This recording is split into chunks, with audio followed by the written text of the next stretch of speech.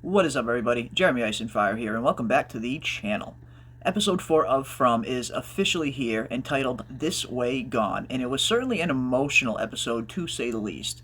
We saw a few of the bonds between some of our favorite characters be tested, and in some cases, maybe even broken. We saw the return of Sara, finally got some answers as to where she has been this whole time.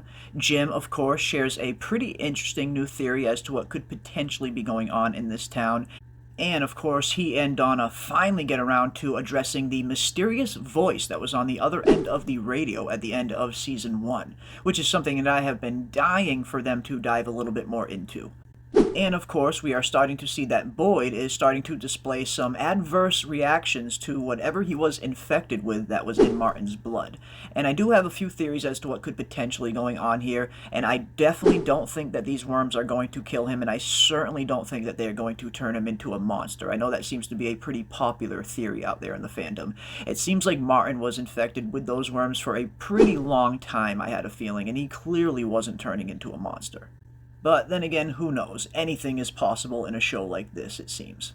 But episode 4 starts off with a flashback scene, and just about every flashback scene that we've gotten on From has been incredibly interesting, and I love that it's something that they're not overly using. There isn't a ton of flashback scenes that they keep jumping back and forth to. It's something that they're using sparingly and very effectively. And in this flashback scene, of course, we see Kenny and his mother are first admitting Kenny's father to the hospital. This, of course, is back when Kenny's father was still alive and he was experiencing the signs of Alzheimer's by the looks of it. And it's very dangerous in a place like this, of course, and you'd hate to see your family separated like this, but I do kind of understand Kenny and his mom's reasoning for this. Apparently, they were worried that the father was going to get up and open the door in the middle of the night, which, of course, could kill everybody inside, which apparently they had a very close incident the night before, where apparently Kenny's father thought that his brothers were on the other side of the door, and he came very close to opening it, even went as far as pushing Kenny's mother down in the process. So they're starting to get a little bit worried about Kenny's father, and they just feel like they're not equipped to take care of him on their own at home. So they feel like maybe he'll have better supervision in a 24-hour facility here. And then we get a really good scene between Boyd and Kenny, and we get a little bit of origin, at least, as to how Kenny became a deputy. And at this point, it seems like Boyd was the lone sheriff in town. It seems like he didn't have any backup. He was kind of just doing things on his own, and he needed some backup at the end of the day. And Kenny was certainly at a point of time in his life where he probably needed to be a deputy just as much as Boyd needed that backup. Kenny, of course, is going through a really rough time here, seeing his parents struggle for the first time, which Boyd comments on. So I think Boyd just recognizes that Kenny just needs a friend in this time, and he offers him a deputy position. And this is where we see the beginnings of a really solid friendship between Boyd and Kenny, and a little bit more than a friendship. It's almost like a father-son relationship in some aspects, which makes what comes later on that much more heartbreaking. But then we move over and see the Matthews family is settling into Kenny and Kenny's mother's house. Of course, the Matthews family lost their home when it collapsed, so they are going to be staying with Kenny and Kenny's mother for the time being. And, of course, Jade. And I love how Jade just storms in and he's all, oh, as soon as we get rid of the 3 hippies from Colony House, now you guys move in. And I just love Jade's dry humor. He's a personal favorite of mine. And I really did enjoy these scenes that we got between Jade and Jim in Season 1. It was just some really good, witty, fun dialogue between the two back and forth. I'd really like to see some more of that banter. Hopefully they get some more scenes together. Then we cut to Kenny looking for Boyd, and he is telling Boyd about Sara. And apparently Sara has been in the basement of Father Khatri's church this whole time. Obviously, they both went through the faraway tree, but these faraway trees can take you to very different places at any given time that we've seen. Boyd, of course, ended up in the very weird well shaft that he found himself in, and apparently Sara found herself right back in Father Khatri's basement. So apparently she's been here the whole time. I do find it a little bit strange. I'm not 100% sure if she's telling all of the truth, if she's been there the whole time, but I guess we'll find out. And another thing I'm really wondering is, where exactly is the boy in white? We saw him quite a lot in Season 1, and he was definitely helping the survivors kind of orchestrate events, or at least helping them survive a little bit towards the end of Season 1 there, telling Boyd and Sara about the faraway tree. But unfortunately, we haven't seen the boy in white at all in Season 2, so I'm really hoping he makes an appearance soon and we get some answers. But definitely comment down below and let me know what you think. Was Sara telling the truth about being in the basement the entire time? And where exactly is the boy in white? And this is also where we find out that Kenny didn't know that Sara was the one who opened the door to the clinic. Now, I assume that Kenny already knew that she was the one responsible, seeing that we saw Sara confess in Season 1 and we knew that both Father Khatri and Boyd knew what Sara did. So I was under the assumption that Kenny already knew, but apparently he did not know that detail that Sara was the one who left the clinic door open. So right now it seems like Boyd just wants to talk to Sara alone without Kenny and kind of find out what he can find out. Because of course, a lot of weird stuff went down in the woods between Sara and Boyd when they were off on their journey that I'm sure Boyd kind of wants to keep between the two of them. It does seem like Boyd likes to play things a little close to the chest at times.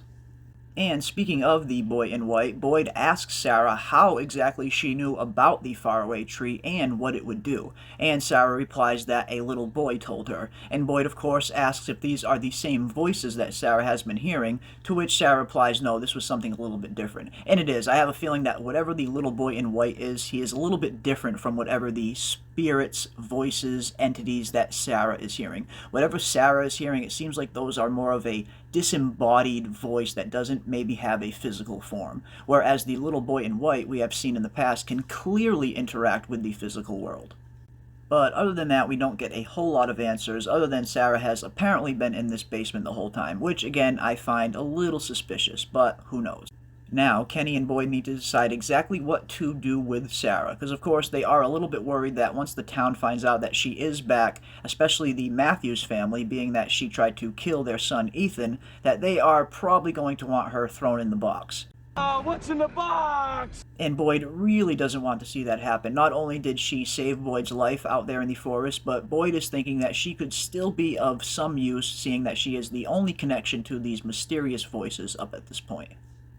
And then, just as Boyd is leaving the church, we see him start to get a little bit weaker, and we see his vision starts to become a little bit impaired, similar to how it was when he first got infected with the worms out in the woods, how he could barely kind of see the monsters, his vision was really blurry. It seems like that starts to happen to him again, and we see the worms on his arm start to become a little bit more active, and Boyd kind of falls to the ground. It seems like Boyd is finally starting to experience the first wave of adverse reactions to whatever he was infected with. And at this point, it really is a little too soon to tell exactly what is going to happen to Boyd with these worms. Like I said, it seemed like Martin was infected with them for a pretty long time, and at the very least, he was still alive. Although we did hear him say his vision isn't what it used to be. He clearly wasn't in the best of shapes, but that could easily have been from being chained up for an extended period of time. Who knows? As far as the worms, it's a little too soon to tell what exactly is going to be going on, but I do have a feeling they won't be turning him to a monster. I don't think they're going to kill him. Whatever is happening, it seems like Boyd's shakes have stopped, because we do see Boyd remark later on in the episode that he's not having the shakes anymore, but now he's got these weird worms under his skin. So it seems like his Parkinson's maybe is getting cured, but I guess we'll have to wait and see.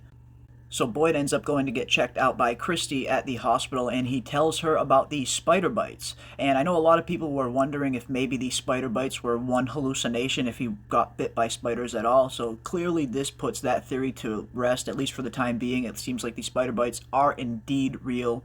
And it seems like as of right now, they aren't infected. It doesn't seem like they're doing anything worse to him as of yet.